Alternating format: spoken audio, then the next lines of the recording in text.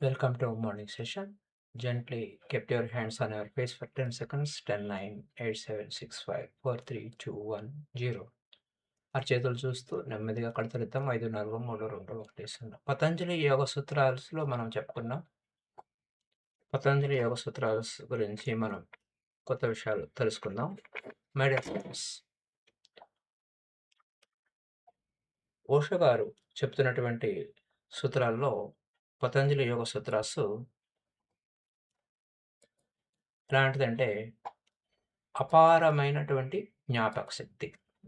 అపారమైనటువంటి జ్ఞాపక శక్తి. ఆ అపారమైనటువంటి జ్ఞాపక శక్తి గురించి మనం విస్తారంగా తెలుసుకుందాం. సో మై డియర్ ఫ్రెండ్స్, మోడిఫికేషన్స్‌లో 5 మోడిఫికేషన్స్ అనుకున్నాం. మొదటిది అంటే రైట్ మెమరీ. సరికాని మెమరీ అనేది విషయంలో 2 రకాలుంటాయన్నమాట. ఈ మెమరీ గురించి ఇప్పుడు మనం ఈరోజు తెలుసుకునేది ఏంటంటే to be can be used. Memory అనేది fifth dimension. That to be can be used, misused. దాన్ని సరిగ్గా వాడుకోవచ్చు, సరిగా కాకుండా కూడా వాడుకోవచ్చు. అదే మెమరీని మిస్‌యూజ్ చేస్తే ఏం జరుగుతుంది? పెద్ద కన్‌ఫ్యూజన్ వస్తుంది. మనకి ఏదో ఒక విషయం గుర్తుగా ఉంటుంది. కానీ దాంతో మనం ఖచ్చితంగా ఉండం.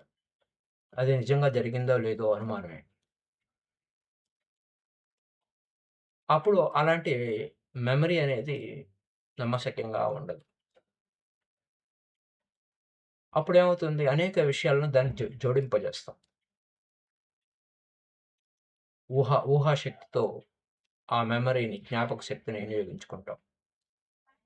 కొన్ని కొన్ని విషయాలను డిలీట్ చేస్తూ ఉంటాం. కొన్ని విషయాలు యాడ్ చేస్తూ ఉంటాం.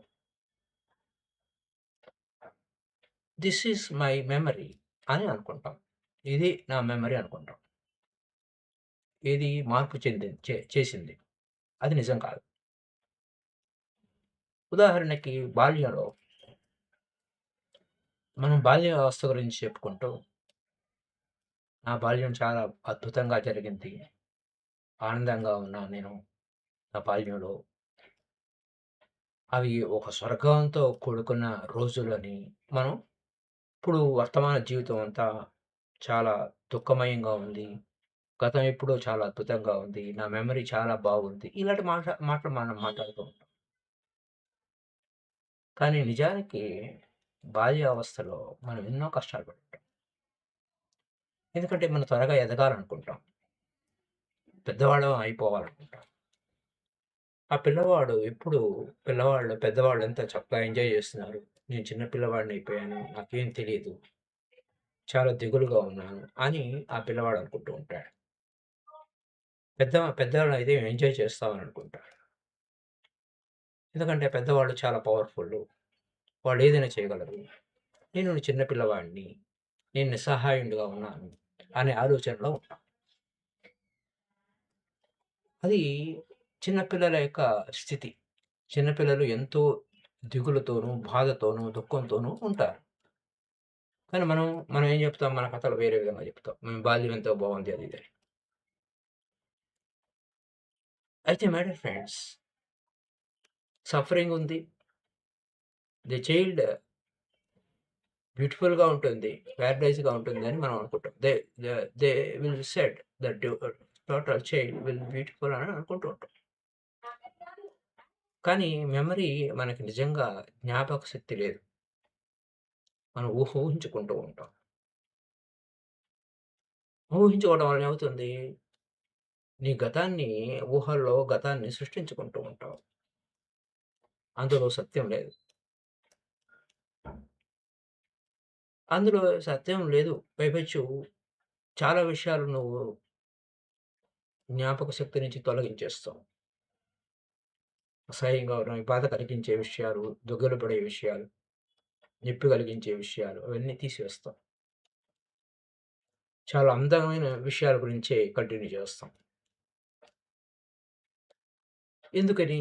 మన అహంకారాన్ని సపోర్ట్ చేయడం కోసం కొన్ని విషయాల్ని డిలీట్ చేస్తూ ఉంటాం.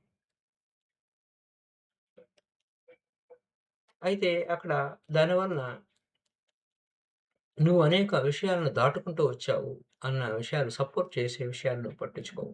మర్చిపోతావు. అయితే వాస్తవానికి మన జ్ఞాపక శక్తి పొరల్లో చాలా విషయాలు స్టోరేజ్ అయ్యుంటాయి. నువ్వు అబద్ధం చెప్పినా, నిజం చెప్పినా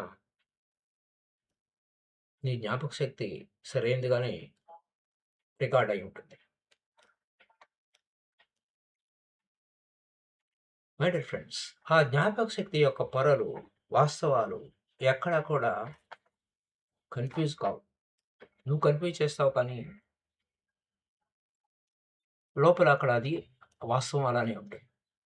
అయితే రైట్ మెమరీ విషయంలోకొస్తే బుద్ధుడు ఈ రైట్ మెమరీ, సరైన జ్ఞాపక శక్తి అనే పదం వాడాడు మెడిటేషన్‌లో.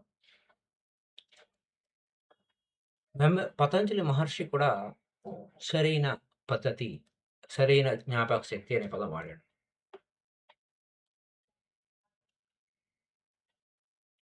అంటే ఏంటి? బుద్ధుడు చెప్పినా, పతంజలి మహర్షి చెప్పినా ఒకటే సత్యం. నీకు నువ్వు హానెస్ట్‌గా ఉండాలి. నీకు నువ్వు పరిపూర్ణంగా ఉండాలి. వాడికొకటే తెలుసు. సరైన జ్ఞాపక శక్తి అనే పదం ఒకటే తెలుసు. నీకేం జీవితంలో ఎన్నో విషయాలు జరిగినాయి. అది మంచి కావచ్చు, చెడు కావచ్చు. వాటిని నువ్వేమి మార్చొద్దు. ఉన్నదాన్ని ఉన్నట్టు చూడు.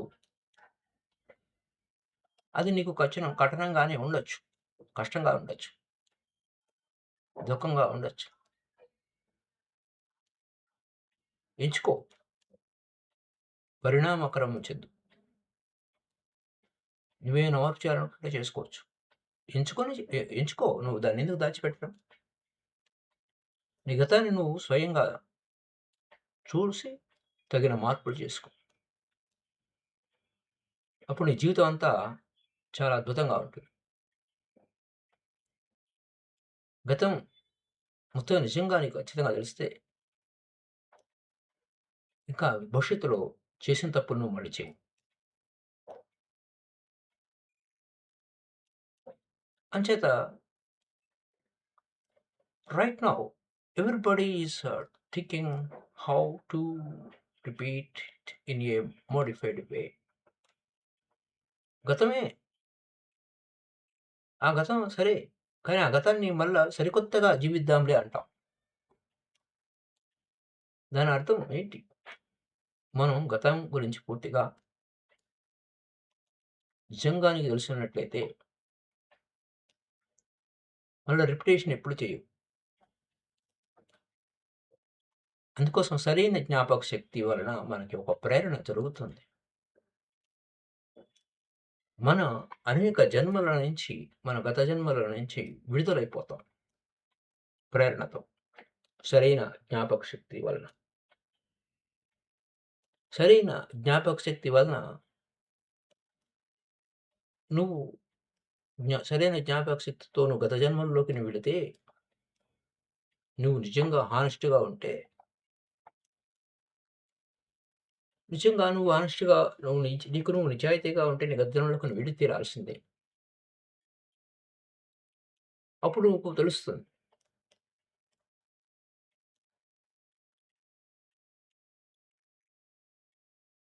నీకు విషయం ఏం అర్థమవుతుందంటే, ఏ విధంగా పరిణామక్రమం చెందాలి? ఈ అక్కర్లేని విషయాలు మళ్ళీ, మళ్ళీ నేను రిపీట్ చేసే విషయాల నుంచి దాటి వెళ్ళిపోయే మార్గం ఏమిటి అని ప్రశ్నొస్తుంది. అయితే నువ్వేమనుకుంటావు?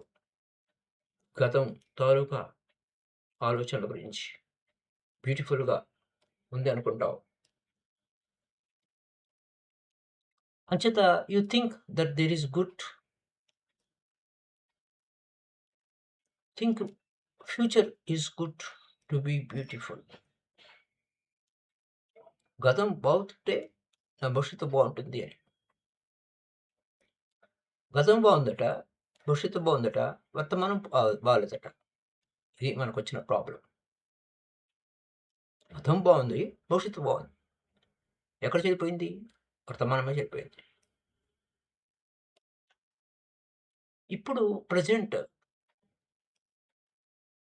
But present was present a beautiful అయితే, బట్ ప్రెజెంట్, బట్ ఏమైంది? పాస్ట్ అయిపోతుంది. But past present you days before. గతంలో నువ్వు కొన్ని రోజుల ముందు అది భవిష్యత్తు. ఇప్పుడు వర్తమానంలోకి వస్తుంది. ఈ వర్తమానం మళ్ళా గతంలోకి వెళ్ళిపోతుంది. కానీ నువ్వు ప్రతిసారి నువ్వు చేసే కంప్లైంట్ ఏంటి? గతం బాగాలేదు, భవిష్యత్తు బాగాలేదు, ఇప్పుడు బాగుంది అంటావా? కాదు. గతమే బాగుంది, ఇప్పుడు బాగాలేదు అంట. And every time you present is wrong. ప్రతి అస్తమానం నువ్వు వర్తమానం బాగాలేదంటావు, గతం బాగుందంటావు, భవిష్యత్తు బాగుంది అంటావు, బాగుండబోతుందంటావు.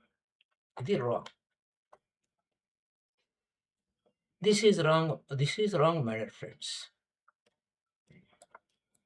కాబట్టి నేరుగా చూడు, ఏం జరుగుతుంది, వాస్తవాన్ని నువ్వు దర్శించు. ఏం ఉన్నదాన్ని ఉన్నట్టు చూడు, మార్పు చెందకు, మార్పు చేయకు. గతం ఏమైనా కానీ చూడు. కానీ నువ్వు చూసే విధానంలో ఏ విధంగా కూడా నిజాయితీ లేకుండా ఉండొద్దు. ఉదాహరణ తీసుకుందాం. ప్రతి కొడుకు తండ్రిని ద్వేషిస్తూ ఉంటాడు. కానీ పైకి మాత్రం నువ్వేం చెప్తావు? నా తండ్రి అంటే నేను ఎంతో గౌరవిస్తాను అని. I honour my father as anything. ఏదేమైనా నా తండ్రి నేను గౌరవించాలని. అలాగే ప్రతి స్త్రీ తన తల్లిని ద్వేషిస్తూ ఉంటుంది. కానీ పైకి మాత్రం మా తల్లి, అమ్మగారు దైవ సమానురాలు అంటే. This is wrong memory. లోపల ఒకటి, పైకొకటి ఉండేది రాంగ్ మెమరీ. ఇది ఒక విచిత్రమైన స్టోరీ చెప్తారు ఓషో గారు ఒక విషయంలో. ఏంటంటే, he say one neighbour and mother and daughter were sleep walkers. విచిత్రమైన విషయం. రాత్రిపూట వాళ్ళు నడుస్తూ ఉంటారు. ఇద్దరు స్లీప్ వాకర్సే. రాత్రిపూట లేసి శబ్దాలు చేస్తూ ఉంటారు. పెద్ద పెద్ద శబ్దాలు. ఏం జరుగుతుంది అంటే, వీళ్ళు రాత్రిపూట ఆ గార్డెన్‌లో నడుస్తూ ఉంటారు నిద్రపోతూ. They are sleep walkers. తల్లి, కూతురిద్దరు. చిత్రమైన విషయం ఏంటంటే, ఓల్డ్ విమెన్, మదర్ తన కూతురిని తిడుతూ ఉంటుంది. నీ వల్లనే నీ నీ నీ వల్లనే నాకు సమస్య వచ్చింది. నా యవ్వనమంతా పోయింది. నీ నువ్వు పుట్టడం వల్లనే నాకు నా యవ్వనాన్ని కోల్పోయాను. ఎవరు ఇంటికొచ్చినా ముందు నిన్నే చూస్తారు. నా ఇంక చూడను కూడా చూడరు. ఈ విధమైన ఈర్ష్య కలిగి ఉన్న తల్లి ఉంటుంది. కొంతమైన కూతురు, కని కూతురు పట్ల ద్వేషం కలిగి ఉంటుంది ఆ తల్లి. ఈ విధంగా ఓషో గారు చెప్పడం, ప్రతి తల్లికి ఇదే సమస్య అని లోపల, పైకి కాదు లోపల. అలాగే కూతురు కూడా అలాంటిది. ఈ ముసలిదానితో వచ్చిన తిప్పలు నాకు, నా జీవితాన్ని నేను ఎంజాయ్ చేయలేకపోతున్నాను. పెద్ద అవరోధం అయిపోయింది నా తల్లి. అరే అని ఆ తల్లి అంటుంది. ఆ కూతురు అంటుంది తల్లిని. ఎందుకంటే ఎక్కడ చూసినా అవాంతరాలే. నా జీవితాన్ని నేను స్వేచ్ఛగా జీవించలేకపోతున్నాను. ఈ తల్లి నాకు ప్రతిదానికి అడ్డుపడుతూ ఉంది. నేను ఆ తల్లిని ప్రేమించలేకపోతున్నాను. ఒకవేళ ఒకవేళ నా అంతట నేను ప్రేమించాలనుకున్నా, నేను ఎవరిని ప్రేమించలేకపోతున్నాను. ఎంజాయ్ చేయలేకపోతున్నాను. సడెన్‌గా ఒక పెద్ద శబ్దమైంది. ఆ నిద్ర స్లీప్ వాకర్స్ నిద్రలో మేలుకున్నారు. అప్పుడు ఆ స్త్రీ ఏముంటుంది పెద్దావిడ, "అమ్మా ఏమి ఏం చేస్తున్నావమ్మా ఇక్కడ? జలుబు చేస్తుంది. లోపలికెళ్ళి పడుకో అమ్మా." కూతురేమంది, "బట్ యూ ఆర్ యూ మీరేం చేస్తున్నారు అమ్మగారు? అమ్మ నువ్వేం చేస్తున్నావు? ఈ యొక్క చలి రాత్రిలో లోపలికెళ్ళి పడుకోమ్మా. నిద్రపోమ్మా" అని అంటుంది. ఇక్కడ ఇయన్నీ ఎందుకు చెప్పాలంటే నటన. అన్‌కాన్షియస్‌గా మన లోపల ఉన్నటువంటి ఎమోషన్స్ బాహ్యంగా ఎలా ఉంటాయి? అన్‌కాన్షియస్‌గా ఎలా ఉంటాయి? పైకి మాత్రం ఎలా ఉంటాం? Conscious and unconscious. లోపల ఒకటి, పైకొకటి. వాస్తవం ఏంటంటే ఇక్కడ మెమరీ అనేది నీకున్నది ఉన్నట్టు చూడు. దాని నుంచి నువ్వు బయటికి రావాలి. చాలా కష్టమే బయటికి రావటం అంటే. కానీ తప్పదు. నీ జ్ఞాపకాల నుంచి నువ్వు బయటకొచ్చేయాలి. నీకు నువ్వు సత్యమై ఉండాలి. వాట్సోఎవర్. ఇతరులకు కాదు. నీకు నువ్వు సత్యమై ఉండాలి. ఇతరులకు నువ్వు నటించడమే సరిపోదు. నేకుడ్ ట్రూ అంటారు. నగ్న సత్యం. ఏమి చేసినా what so you really have think about your mother, father, brother, sister really what you are. Past ఏంటి? మిక్సప్ చేయొద్దు. You you want you want you have to be the past present mix. Don't change. Don't polish. ఏం చేయొద్దు. ఉన్నదన్నట్టు చెప్పు. ఉన్నదాన్ని ఉన్నట్టు దర్శించు. ఏం జరుగుతుంది? పతంజలి అదే అంటాడు. నువ్వు స్వేచ్ఛ చెందుతావు. స్వేచ్ఛ పొందుతావు. You will drop it. నువ్వు గతంలో అక్కరలేని విషయాలన్నీ పెట్టుకొని లోపల ఒకటి పైకొకటి నటిస్తూ నీ ఒరిజినల్ జ్ఞాపకాన్ని నువ్వు పోగొట్టుకుంటే మళ్ళా జన్మలెత్తాల్సిన అవసరం ఏర్పడుతుంది. అదంతా నాన్‌సెన్స్. ఉపయోగం లేదు. మళ్ళా భవిష్యత్తు గురించి ఆలోచన చేస్తూ ఉంటాం. అదంతా ఉపయోగం లేదు. నటించొద్దు. నువ్వు వాస్తవానికి నీకు నువ్వు ఉండు. నీకు నువ్వు ఉండు. True to your self. Sincere. అప్పుడు నీ మీద నీకు అథెంటిసిటీ ఉంటుంది. నీ మీద నీకు ప్రాధాన్యత వస్తుంది. నీ మీద నీకు పెత్తనం వస్తుంది. అప్పుడేం జరుగుతుంది? నువ్వు ఒక you will become a rock. ఒక శిలలాగా ఉంటావు. ఇక నిన్ను ఎటువంటి పరిస్థితుల్లో నిన్ను లొంగదీసుకోలేవు. కన్‌ఫ్యూజన్ ఏ సమస్య రాదు. ఒక షార్ప్ అని ఎడ్జ్ లాగా ఉంటాం. అంటే ఒక పదునైన కత్తిలాగా ఉంటాం. You can always cut your self what is wrong. అప్పుడు నీ లోపల సరికానిది ఉంటే దాన్ని తొలగించి వేస్తాం. కట్ చేస్తాం.